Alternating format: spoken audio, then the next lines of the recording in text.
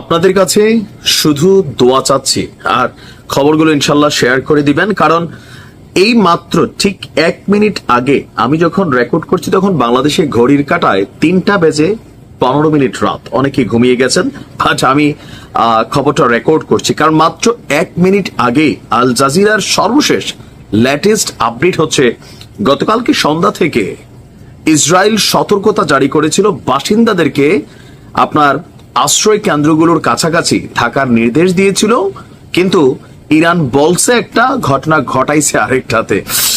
দর্শক, আমি যখন নিউজটি করছি ইসরায়েলের উত্তরাঞ্চলের উপকূলীয় শহর হাইফা, নিশ্চয় নামটা আপনাদের পরিচিত, কারণ ইয়েমেন থেকে প্রায়ই টুংটাং ঘন্টা বাজানো হয় এই শহরটাতে, কারণ এটার আপনার যে বাণিজ্যিক গুরুত্ব বিশাল, কিন্তু এটার যে নিরাপত্তা সিস্টেম সেটা অনেক দুর্বল। আর যেখানে ইরান সরাসরি আবার অভিযান চালাচ্ছে, তাহলে বুঝতেই পারছেন যে আয়রন ডোম কতটা কাজে দিয়েছে।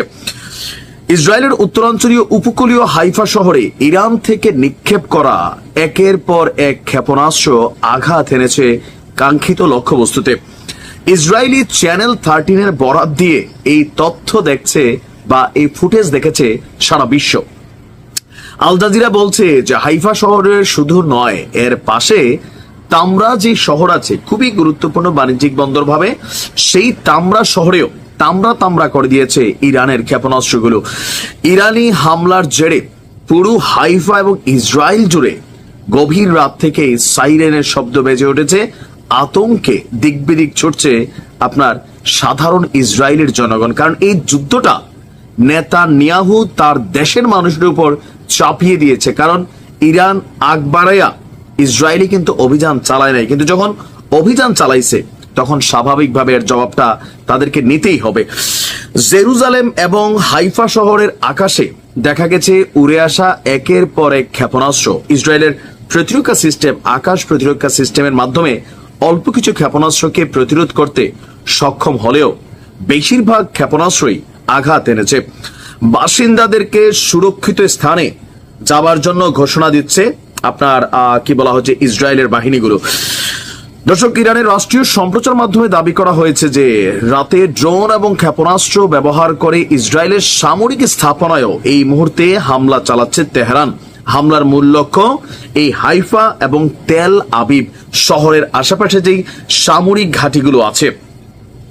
এখানে আপনাদের খেয়াল থাকার কথা যে ইয়েমেনকে প্রতিরোধ করার জন্য ইসরায়েল তাদের সেনাবাহিনীর একটা বড় অংশ হাইফা থেকে নিয়ে আসছিল। কেন? যেন ইয়েমেন থেকে যে ক্ষেপণাস্ত্রগুলো ছোড়া হয়, মাঝে মাঝে গাজা থেকে ছোড়া হয়, তো এই শহরটার বাণিজ্যিক নিরাপত্তার কথা চিন্তা করা, যেহেতু ইসরায়েল একটা সমুদ্র বেষ্টিত বেশিরভাগ ব্যবসা বাণিজ্য তাদের, তো সেই কারণে এইটা বন্দরনগর বা বন্দর শহর, এটার গুরুত্বটা আলাদা। কিন্তু কতটুকু কাজে দিচ্ছে? ইসরায়েলের জনগণ নেতানিয়াহুকে অভিশাপ দিচ্ছে, অভিসম্পাত করছে।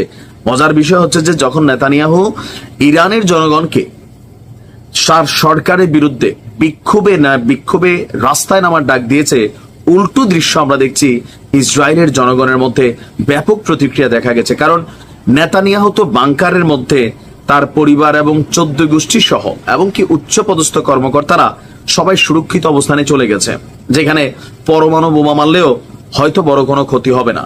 সেখান থেকে নির্দেশ দিচ্ছে একের পর এক, কিন্তু তার রাষ্ট্রকে সে কতটুকু নিরাপত্তা দিতে সক্ষম হয়েছে, বা তাদের যারা বস আছে যাদের জন্য তারাই লড়াই করছে কতটুকু হচ্ছে। আমরা আল্লাহর কাছে দোয়া করি আল্লাহ যেন ইরানকে এইবার অন্তত একটা বড় ধরনের সফলতা দেয়, উইকেটগুলো যেন সমান সমান হয়। অনেক পিছিয়ে আছে উইকেটে, বাট সমান সমান হতে হবে। Best of luck.